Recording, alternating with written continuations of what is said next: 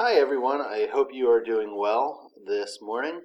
Uh, Today we are going to continue on the topic of public history by focusing much more narrowly on the Civil War, like you did on your assignment yesterday.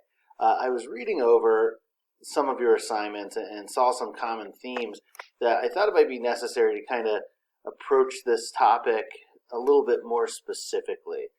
You did a really good job identifying different monuments that are causing controversy, as well as chiming in about the Lincoln statue in Richmond.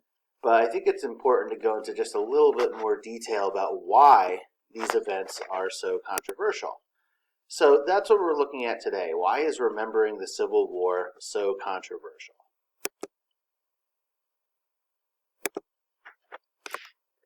There we go.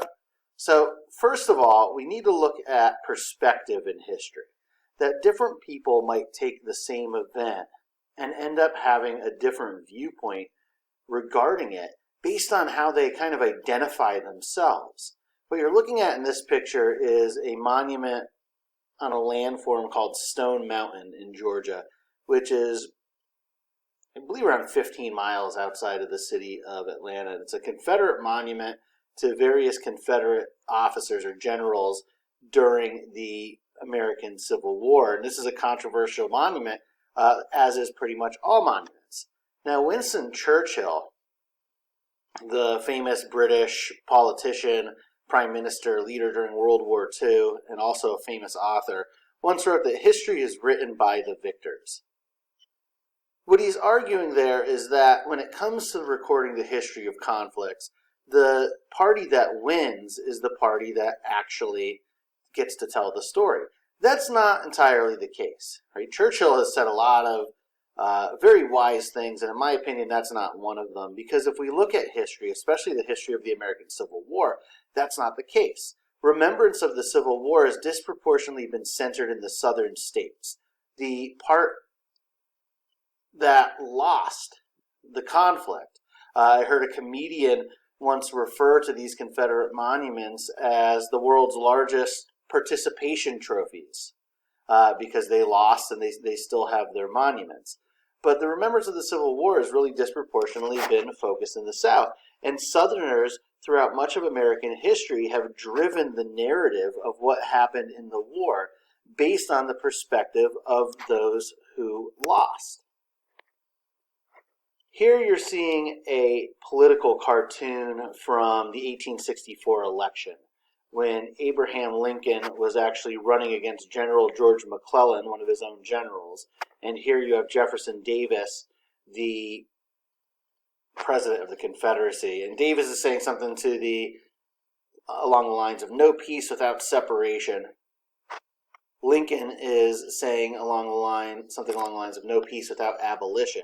And they're tearing apart a map of the U.S. with the North in Lincoln's hands and the South in Davis's hands. McClellan is taking a middle ground here and arguing that preserving the unity of the country is the only thing that really matters. So he was taking a more middle road in this election campaign.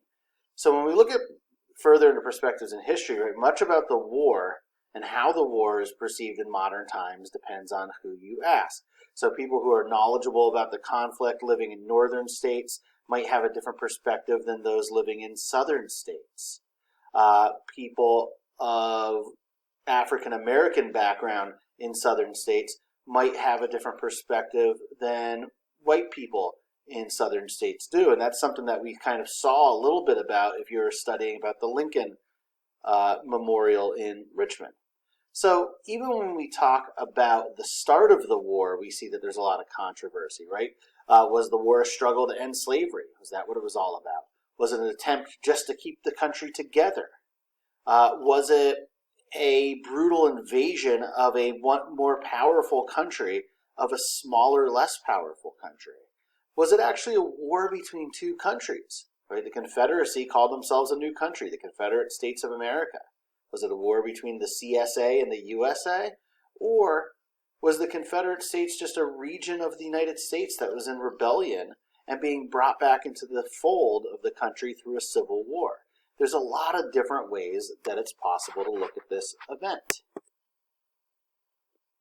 Just as important as looking at the event itself of the Civil War is looking at the aftermath of it, a period called Reconstruction that went on from 1865 to 1877. Right, during this time, Black Americans gained full citizenship. The 13th Amendment eradicated slavery. The 14th Amendment granted citizenship to African Americans, to the former slaves, that is, and the 15th Amendment gained voting rights. And because of that, and because of large African American populations in Mississippi and South Carolina and other states, Black people gained a lot of public office positions, became city council members, became mayor. In the case of Hiram Revels, became United States Senator in Mississippi. And that newfound power existed throughout this time. But terrorists, former members of the Confederate Army, former officers of the Confederate Army, tried to stop that. The main terrorist organization that you likely heard of was the Ku Klux Klan, but there were many similar organizations at the time. We'll talk about why the Ku Klux Klan becomes the most well-known in history in just a bit. To be very clear, this was a brutal terrorist campaign. The Klan and other organizations killed thousands of Americans during the time period of Reconstruction. They brutalized Black people that tried to assert any sort of citizenship, any sort of role in politics. They refused to let people vote, right? They would attack Black meeting halls. If the Republican Party, who was the political party of Abraham Lincoln and therefore the political party that was very popular among Black Southerners, when Republican Party officials were having meetings, they would attack it. They burnt down African American churches, and they issued a state of terror against people in the South that were supporting Reconstruction efforts. The first president to oversee Reconstruction since Lincoln was assassinated was President Andrew Johnson, and he was more sympathetic to reimbursing former slaveholders and assuring that wealthy Southerners during the time of Reconstruction maintained their wealth. He wasn't so interested in maintaining the civil rights of Black Southerners who were recently freed from slavery. When President Grant becomes president, he reverses that policy. His primary goal was to protect the victory of the North in the Civil War by protecting what was won, the freedom of African American people. And therefore, he issued a major campaign against the Ku Klux Klan and other such organizations and essentially crushed them. But the narrative that was being told during this time was not the narrative of what was actually happening. White Southerners were playing the victims, claiming that Northern federal troops were persecuting them by occupying the South and hindering their rights to establish the types of societies that they wanted to establish, ignoring the fact that a large population of the people in the South were not white, but were African Americans that were just recently liberated from slavery. And while several more recent historians, most notably Eric Foner, but a lot of others as well, have really documented the horrors of terrorism during the Reconstruction era, the narrative that's been told through much of American history has been very, very different. That the white people were indeed the victims of the South, or in the South, of Northern oppression, without mention of the terrorist actions of the Ku Klux Klan and other organizations. For instance, and I'm showing you a movie promo photo there of a movie called The Birth of a Nation. This was a movie that was made in 1915. Yes, there was movies going on back then, but this was one of the first ever full-length blockbuster films. Right? This was huge. This swept the country. This packed movie theaters. Movies would become extremely popular starting in the 1920s, especially when sound was incorporated into movies. This was a silent film. But The Birth of the Nation was the most popular movie ever at this time period. And basically what it was a sympathetic portrayal of white terrorists during the time of Reconstruction, where it made the Ku Klux Klan celebrated as these freedom fighters against Northern oppression. And it led to a resurgence in popularity of the Ku Klux Klan, where a new, or known as the Second Ku Klux Klan, would emerge and would ultimately become more popular in the North in the 1920s than in the South. Now, most of the controversy surrounding public history has been because of monuments, most of them located in the South. Monuments often tell the story more of the people who put them up than it does of the story of what they're supposed to represent. Most of the monuments are of Confederate generals, and most of them were put up starting in the 1890s, following Reconstruction. And to be very clear, the monuments were not necessarily symbols of the Civil War, even though in a sense they were, but they were symbols of white supremacy. They were put up at the same time that states began passing laws that were limiting the freedoms of African Americans and limiting the voting rights and other rights of African Americans. They were mandating segregation, which, as we've learned before, is just an unfair system that was practiced in much of the country up until really the 1960s and 70s in some cases. The monuments today, some people will still look at them as, okay, these are Civil War monuments. These are preservation of history.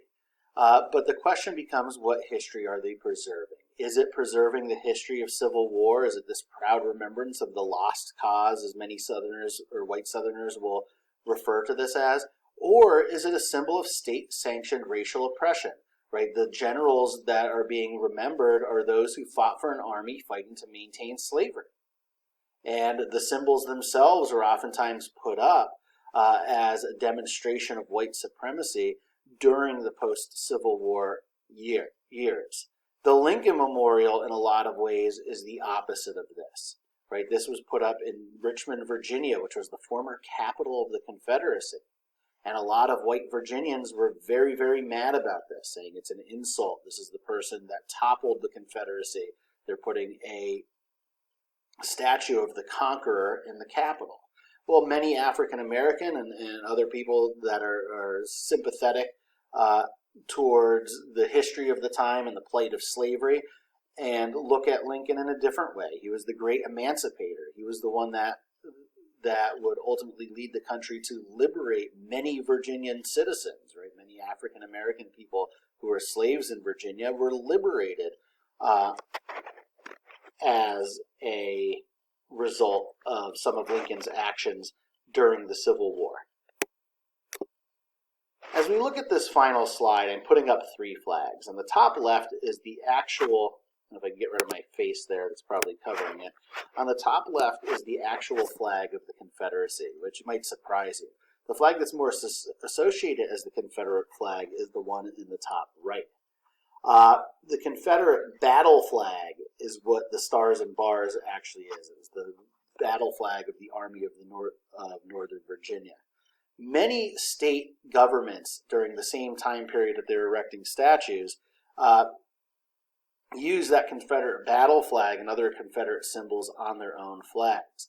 Georgia in recent times, in like 2006, removed that from their flag, but then redid their flag as the one that you see in the lower left. So Confederate symbols like this, which some argue are symbols of racism, white supremacism, others argue are a preservation of Civil War history, are used throughout many southern states, even though it's fallen very far out of popularity. Mississippi is the only one that still uses the flag that you see in the upper right-hand history. And that's an actual t-shirt. I've seen that, so I found it online. It says, if this shirt offends you, you need a history lesson. One could argue that so does the wearer of the shirt. Have a great day. There's no assignment today. I just wanted to provide some clarification, and I'll be giving you feedback on your last couple assignments today and tomorrow. And enjoy the rest of your week.